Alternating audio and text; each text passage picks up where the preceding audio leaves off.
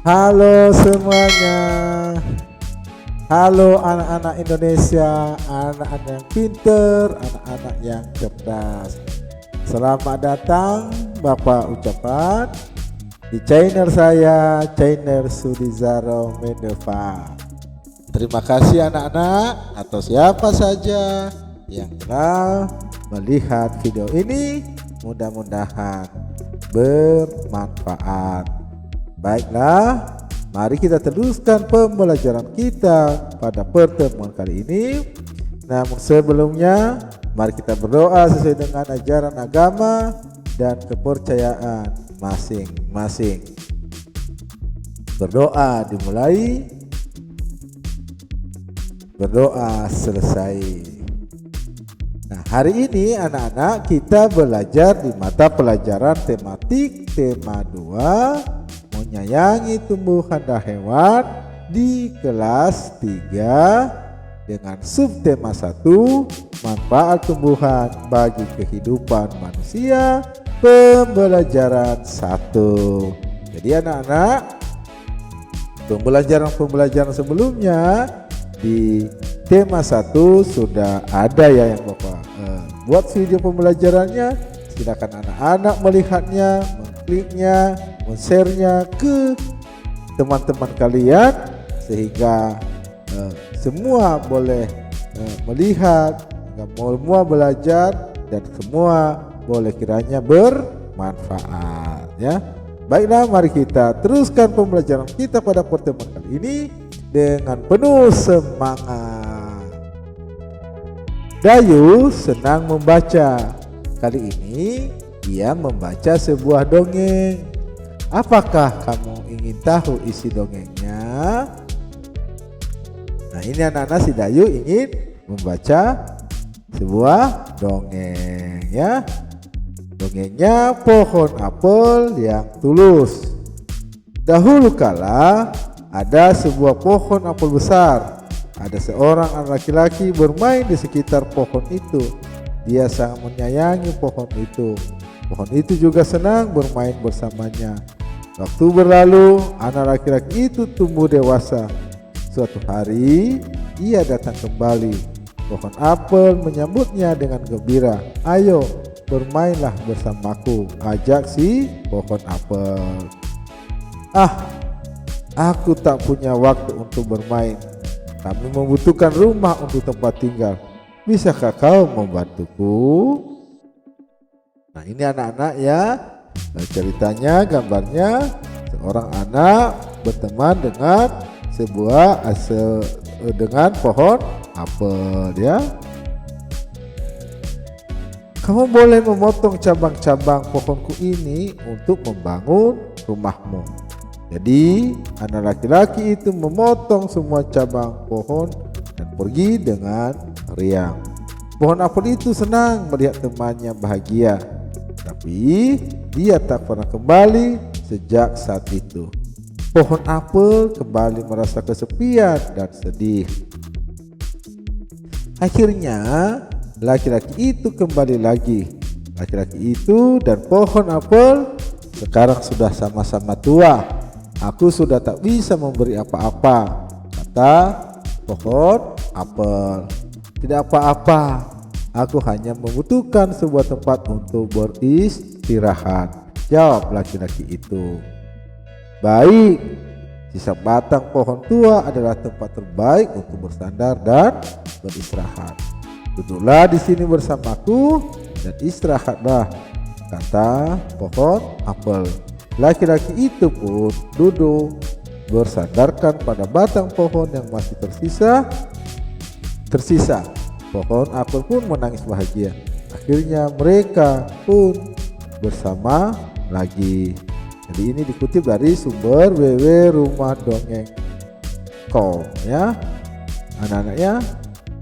Nah, itu tadi anak-anak dongeng ya. Dongeng itu adalah karangan ya, atau bayangan atau karangan dari si penulis ya. Itu tidak benar adanya, cuma karangan aja, khayalan ya, khayalan dari si penulis. Tidak mungkin kan pohon apel berteman dengan seorang anak laki-laki. Nah, tidak mungkin kan sebuah pohon bercerita dengan manusia. Kita sudah belajar kemarin ya. Nah, jadi anak-anak, dongeng itu adalah ya khayalan daripada si penulis sehingga diceritakannya. Jadi dongeng itu bukan betul ya, bukan keadaan yang sebenarnya ya, cuma karangan khayalan dari si penulis ya anak-anak ya. Nah, mari kita anak-anak menjawab pertanyaan ini. Siapa teman pohon apel? Nah, setelah kita membaca tadi, siapa kira-kira anak-anak ya? Nah, temannya adalah anak laki-laki. Yang kedua, apa yang dirasakan pohon apel saat bermain bersama temannya? Apa tadi ya? Pohon apel merasa bahagia, senang, dan juga gembira ya. Apa kebaikan yang diberikan pohon apel? Nah, dari cerita tadi bisa kita lihat pohon apel memberikan dahannya untuk membangun rumah si anak laki-laki. Dan terakhir, membiarkan anak laki-laki duduk di batang pohon yang tersisa. Mengapa pohon apel merasa kesepian dan sedih? Nah, karena si anak laki-laki tidak lagi bermain dengan pohon apel. Di akhir cerita, mengapa pohon apel menangis? Karena bahagia bisa bersama-sama dengan anak laki-laki tadi. Itu anak-anak ya, cerita dari atau jawaban dari pertanyaan-pertanyaan yang ada pada dongeng ya yang telah kita baca tadi. Ayo mari kita teruskan pembelajaran kita. Dayu mengambil beberapa helai daun kering lalu meletakkannya di sebuah kotak. Ia mengambil lagi beberapa helai daun kering dan meletakkannya pada kotak yang lain. Di kotak pertama ada 35 helai daun kering. Di kotak kedua ada 15 helai daun kering ya. Nah, Dayu meletakkan daun di dua kotak seperti ini. Dayu menghitung semua daun kering. Ini anak-anaknya, ini 15 ya. Ini tadi berapa? 1, 2, 3, 4, 5, 6, 7. 1, 2, 3, 4, 5 berarti 35. 1, 2, 3, 4, 5 1, 2, 3 berarti 15 ya. Nah, jadi 35 tambah 15 sama dengan 50 anak-anak. Ternyata semua daun berjumlah 50 helai daun kering ya.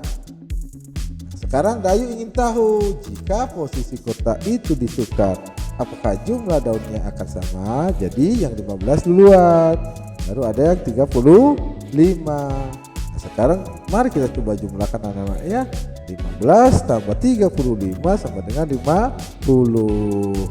Jadi ternyata jumlahnya sama, yaitu 50 helai daun kering ya. Jadi 30 tambah 15 sama dengan 50. 15 tambah 35 sama dengan 50. Jadi di sini anak-anak berlaku sifat yang namanya sifat pertukaran ya. Jadi 35 tambah 15 sama dengan 15 tambah 35 ya anak-anak ya. Jadi di sini terjadi sekali lagi ya, mau saya sampaikan, saya ingatkan, terjadi sifat pertukaran. Kita coba pada penjumlahan yang lain, yaitu 120 ditambah 930 sama dengan 1050. 930 tambah 120 sama dengan 1050. Jadi 120 tambah 1930 sama dengan 930 tambah 120 ya, gitu anak-anak ya. Jadi ini Bapak ulangi lagi sifat pertukaran ya. Nah, mari kita kerjakan anak-anak latihan berikut ini seperti contoh. Nah, ini ada 200 tambah 350, 350 tambah 200. Lalu jadi, nah ini kita coba 200 tambah 350. Ya, sama dengan 0 tambah 0, 0, 0 tambah 5, 5, 2 tambah 3, 5. Berarti 550 anak-anak. Lalu kita coba lagi yang kedua, yang B. 350 tambah 200 sama dengan titik-titik. Coba hitung 0 tambah 0, 0, 5 tambah 0, 5, 3 tambah 2, 5. Jadi 550. Jadi 200 tambah 350 sama dengan 350 tambah 200 ya. Nah, Anda memahami ya, namanya sifat pertukaran. Jadi kalaupun dijumlahkan, ditukar tempatnya sama aja jumlahnya ya. Kita coba lagi kerjakan soal kedua anak-anak. 500 tambah 200 220 tambah 500. Nah, kita coba hitung dulu anak-anak ya. 500 ditambah 220 sama dengan titik-titik. 0 ditambah 0 dengan 0. 0 tambah 2 sama dengan 2. 5 tambah 2 sama dengan 7. Jadi hasilnya 720. Lalu kita hitung lagi 220 ditambah 500. Coba kita hitung ya. 0 ditambah 0 sama dengan 0. 2 ditambah 0 sama dengan 2. 2 tambah 5 sama dengan 7. Maka hasilnya sama dengan 720. Jadi sama anak-anak. 500 tambah 220 sama dengan 220 tambah 500 ya. Mari sekali lagi kita coba kerjakan lagi anak-anaknya biar anak-anak memahami ya. Nah, ini ada soal 470 tambah 510 dan 510 tambah 470.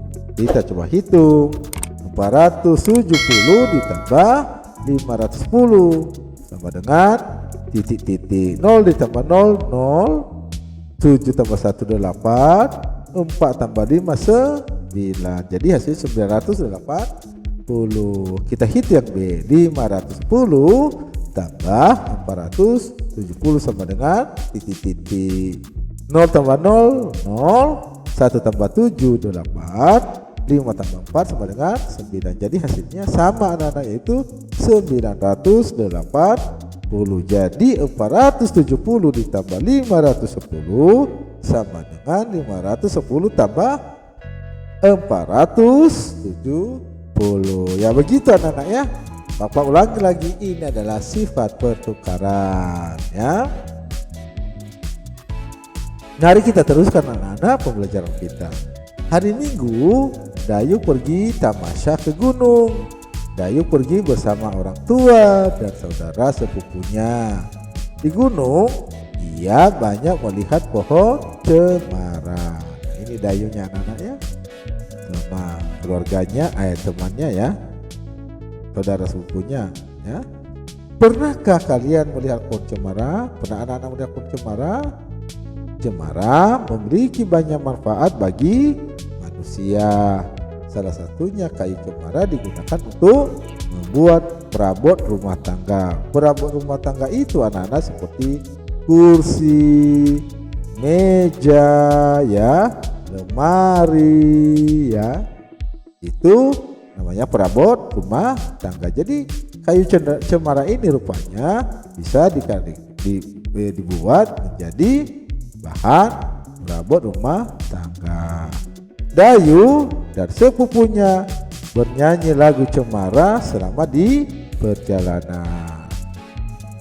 Nah, ini lagunya anak-anak, lagu Cemara ciptaan A.T. Mahmud. Jadi anak-anak, mari coba Bapak nyanyikan ya.